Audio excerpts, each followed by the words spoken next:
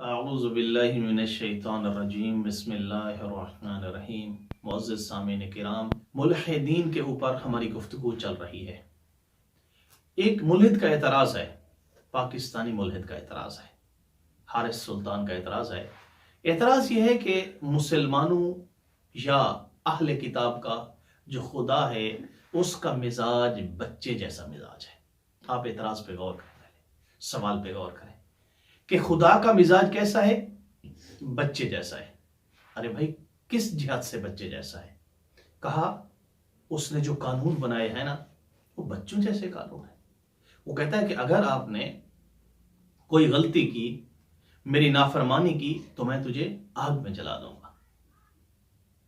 یعنی کہنا یہ چاہتے ہیں ملحدین کی جو ان کا کنسیپٹ ہے، اس کا تقاضا یہ ہے کہ اگر کہنا یہ چاہتے ہیں کہ ان کا جو کنسیپٹ ہے یا ان کی جو سوچ ہے وہ اس دنیا کو لا قانونیت میں داخل کرنا چاہتے ہیں۔ جس طرح سے جنگل ہوتا ہے نا، ویسے جنگل۔ اب ان کا یہ اعتراض کہ مسلمانوں کا جو خدا ہے اس کا مزاج بچے جیسا ہے۔ وہ کہتا ہے اگر تم لوگوں نے میری نافرمانی کی تو میں کہاں جلا دوں گا؟ جہنم میں ڈال دوں گا۔ یہ اس قانون کے اوپر اعتراض ہے کہ اللہ کی نافرمانی پہ جہنم کیوں ہے؟ اللہ اتنا غضبناک کیوں ہے؟ تو میرا ان سے سوال ہے کہ آپ لوگوں نے فقط لوگوں کو خدا کا غضب دکھایا ہے، خدا کی رحمت نہیں دکھائی تم لوگوں نے کہ خدا کتنا بڑا رحیم ہے، خدا کتنا بڑا کریم ہے۔ تجھے فقط خدا کا غضب نظر آیا ہے، خدا کی رحمت نظر نہیں آئی۔ خدا رحیم بھی ہے، خدا کریم بھی ہے۔ جب ہر انسان چاہتا ہے کچھ قیود ہوں، کچھ قوانین ہوں جو ہر انسان کو اس کے دائرے میں محدود رکھیں، تو آپ کو پھر کون سی یہ سوچ آ گئی کہ خدا کے اوپر اعتراض کر دیا؟ نہیں، اگر خدا نے قوانین بنائے تو آپ دیکھیں، آپ نے فقط خدا کا غضب دیکھا ہے، خدا کی رحمت کیوں نہیں دیکھی؟ کیا کہتا ہے قرآن مجید میں اللہ تعالیٰ گناہوں کے بارے میں؟ کیا کہتا ہے اللہ تعالیٰ گناہگاروں کے بارے میں قرآن مجید کے اندر؟ کبھی اس کو بھی پڑھ لیا کریں۔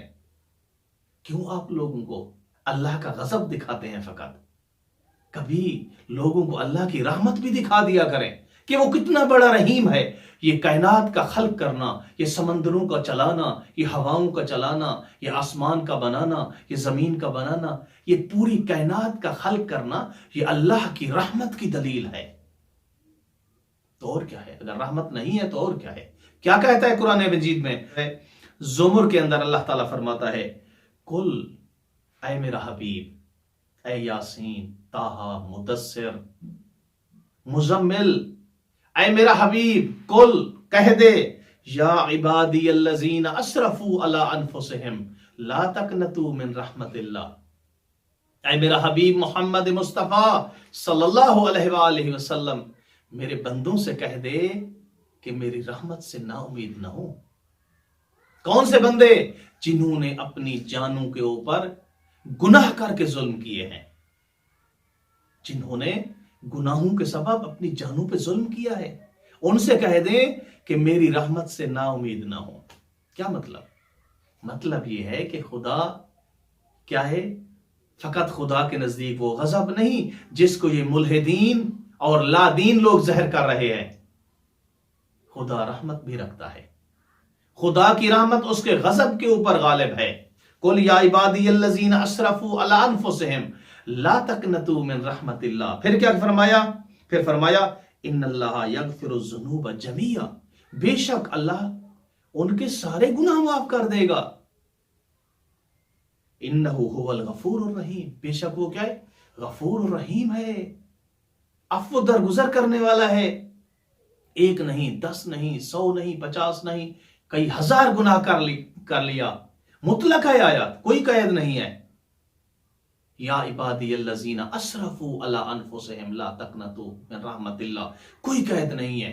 جتنا بڑا گناہگار بھی ہے، اللہ فرما رہا ہے کہ اگر وہ مجھ سے معافی مانگ لے گا تو میں اس کے گناہ معاف کر دوں گا۔ یہ کیا ہے؟ یہ تو خدا کی رحمت ہے جو قرآن کے اوراق سے چھلک رہی ہے، جو قرآن کے اوراق سے ظاہر ہو رہی ہے۔ یہ اللہ کی رحمت ہے۔ اس لیے کہتے ہیں کہ کفار کیا ہے؟ اللہ کی رحمت سے نا امید ہیں. ملحد اللہ کی رحمت سے نا امید ہیں. انہیں فقط خدا کا غضب نظر آتا ہے، انہیں فقط خدا کی جہنم نظر آتی ہے. خدا نہیں چاہتا کہ وہ اپنے بندوں کو جہنم میں ڈالے. خدا نے انسانوں کے لیے، خدا نے اپنے بندوں کے لیے جنت کو خلق کیا ہے. خدا نے اپنے بندوں کے لیے باغات خلق کیے ہیں، جنت کی نعمتیں خلق کی ہیں. تمہیں ان پہ بھی غور کرنا چاہیے. کیا ہوا تھا جب اللہ کا دشمن فرعون ڈوب رہا تھا دریائے نیل میں؟ تو کیا ہوا تھا؟ تو اس نے موسیٰ سے مدد مانگی تھی. اللہ نے کیا فرمایا؟ اللہ نے فرمایا تھا اے موسیٰ تجھ سے فرعون نے، میرے بندے نے 7 مرتبہ مدد مانگی ہے، 7 مرتبہ تیرا نام لیا ہے، تو نے 1 مرتبہ بھی جواب نہیں دیا. اگر فرعون اگرچہ میرا دشمن تھا مجھے ایک بار پکارتا تو میں اس کے سارے گناہ معاف کر دیتا. یہ خدا کی رحمت ہے. کیا کہتا ہے خدا؟